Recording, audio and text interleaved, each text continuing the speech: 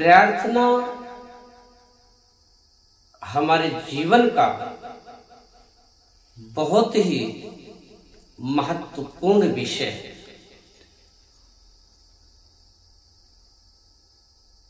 प्रार्थना से ना होने वाला कार्य भी हो जाता है। प्रार्थना से किसी विषय का पात्र ना होने के बाद भी पात्रता की संभावना बढ़ जाती है। आज हम ईश्वर की बात कर रहे हैं।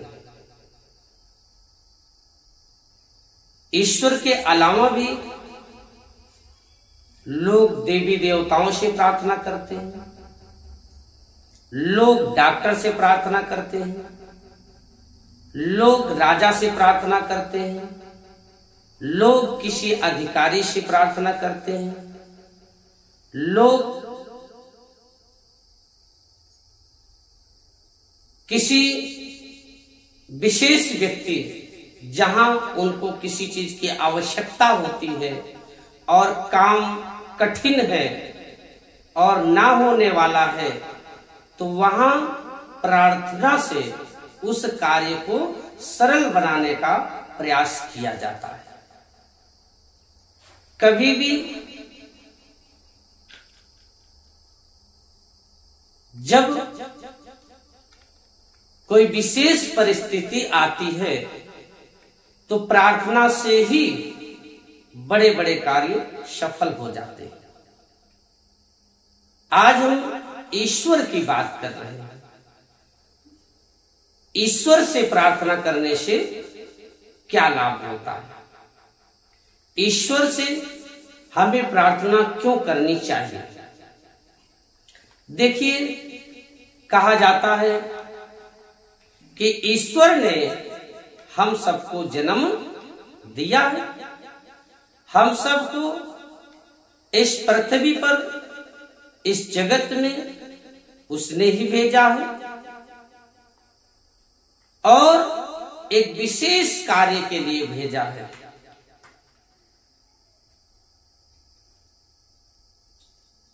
आज हर व्यक्ति का सपना बड़ा ऊंचा ऊंचा होता है, बहुत बड़ा बड़ा होता है, लेकिन कई ऐसे व्यक्ति हैं कि अपने सपनों को साकार कर ले जाते हैं। बहुत ऐसे व्यक्ति हैं कि उनके सपने आधे अधूरे रह जाते हैं। वो अपने पूरे जीवन अपने सपने को सजाने का प्रयास करते हैं, पर उनके सपने अधूरे रह जाते हैं। देखिए, ईश्वर सर्वोपरि सत्ता मानी जाती है कि इस जगत में, इस संसार में ईश्वर से बड़ा कोई दूसरी सत्ता नहीं है। ईश्वर ही जन्म देता है, ईश्वर ही मुझे मृत्यु प्रदान करता है, ईश्वर ही मुझे मुक्ति देता है, ईश्वर ही मुझे मोक्ष देता है। जब एक ईश्वर की ऊर्जा हमारे भीतर विद्यमान हो जाती है तो हमें ज्ञान मिलता है। जैसे जब कबीर के भीतर ईश्वर का वास हुआ, बड़े ज्ञानी हुए। कालिदास के अंदर जब ईश्वर विद्यमान हुए तो बड़े ज्ञानी हुए।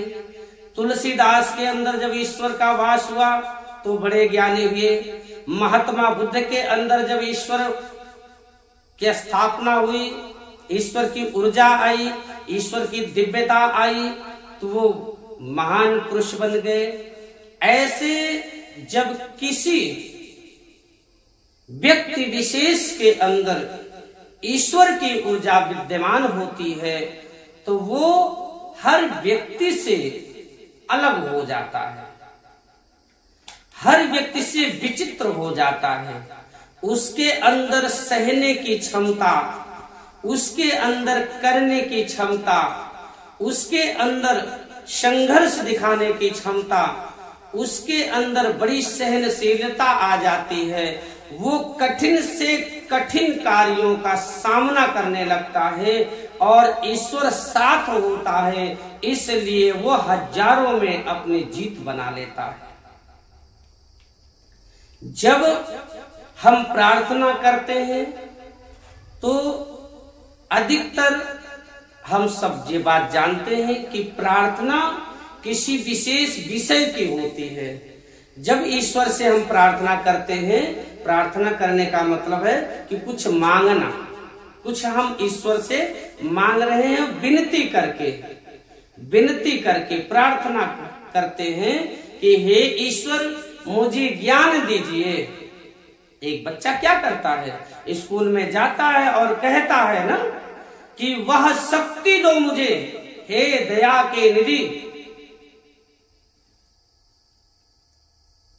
मुझे वो शक्ति दो कि हम अपने सत्य कर्म के मार्ग पर डटे रहें, डट जावें। प्रार्थना कर रहा है क्योंकि उसे आज विद्या की जरूरत है।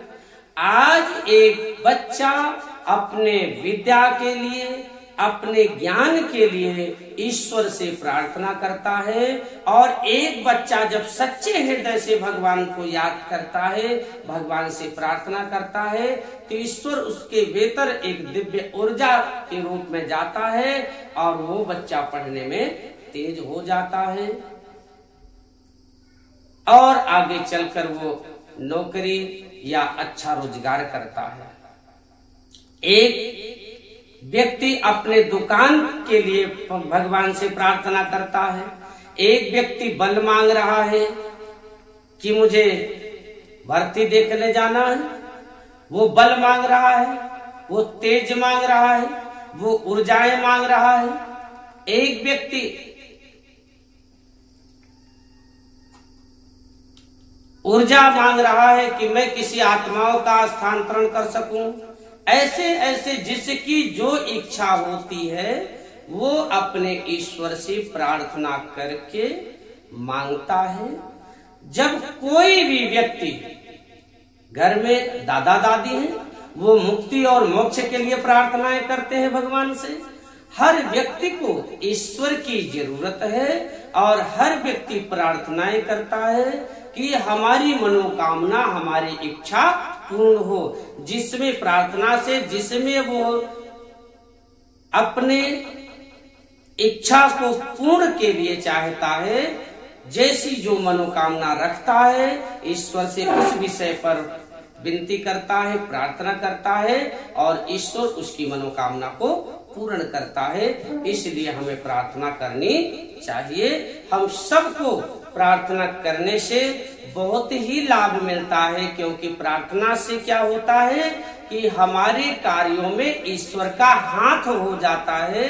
हमारे कार्यों में जब ईश्वर का हाथ हो जाता है तो हमारा कार्य बड़ा सरल हो जाता है। कठिन से कठिन कार्य बड़ा आसान हो जाता है, बड़ा सरल हो जाता है। जो कार्य मुझे बहुत कठिन दिख रहा था कि ये कार्य तो असंभव है, यानी कि जब हम प्रार्थना करते हैं तो ना होने वाला कार्य भी ईश्वर की कृपा से सरल हो जाता है, ईश्वर की इच्छा से वो पूर्ण हो जाता है। इसलिए हमें प्रार्थना करनी चाहिए और ईश्वर की कृपा ही उनकी शक्ति का रहस्य है, उनकी प्रार्थनाओं का रहस्य है। हम प्रार्थना दूसरे के लिए भी कर सकते हैं, याद रखें सब लोग। हम प्रार्थना दूसरे के लिए भी कर सकते हैं। जैसे कोई बीमार व्यक्ति है, हम ईश्वर से रोज प्रार्थना करते हैं, तो आज हम उस बीमार के लिए भी प्रार्थना करेंगे, प्रार्थना कर सकते हैं। कोई मुसीबत में है तो उसकी मुसीबत के लिए हम प्रार्थना कर सकते हैं। प्रार्थना हमारी सुनी जाएगी और उस बीमार व्यक्ति के पास पहुंचेगी। तो प्रार्थनाओं के असर से उसके रोग का हरण हो सकता है। प्रार्थनाओं के असर से उसके दोष मिट सकते हैं। प्रार्थनाओं के असर से उसका भी कार्य बन सकता है।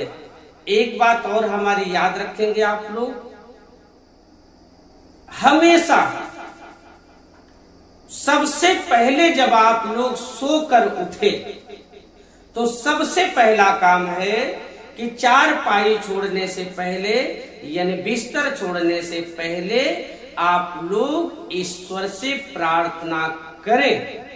हर व्यक्ति करें अपने दिनचर्या के लिए।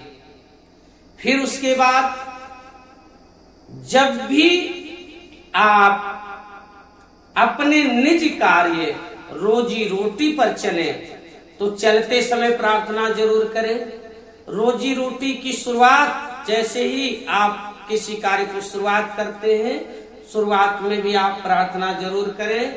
शाम को सोते समय प्रार्थना जरूर करें। यदि आप 24 घंटे में अपने जीवन में हर कार्यों के साथ प्रार्थनाओं में शुरुआत करते हैं, प्रार्थना के साथ उस कार्य का प्रारंभ करते हैं, तो याद रखिएगा कि वो कार्य कभी भी असफल नहीं होगा। उस कार्य में सदा सफलता मिलेगी। इसलिए कि जिस कार्य में स्वयं वो प्रभु परमात्मा आ गया, वो प्रभु आ गया, भला वो कार्य कैसे असंभव हो सकता है, वो कार्य कैसे नहीं हो सकता है, उसकी नैया डूब कैसे जा सकती है। जब समुद्र के पुल में उस पत्थर में, जबकि पत्थर तैरता नहीं, पत्थर डूब जाता है, लेकिन उस पत्थर में राम शब्द आ जाने से, उस पत्थर में राम शब्द के प्रभाव आ जाने से वो सारे के सारे पत्थर तैरने का कार्य किया है। उसी तरीके से जब आपके जीवन में प्रार्थनाओं के माध्यम से, जप तप के माध्यम से जब ईश्वर आपके साथ आ जाता है तो आपका हर कार्य संभव और सरल हो जाता है।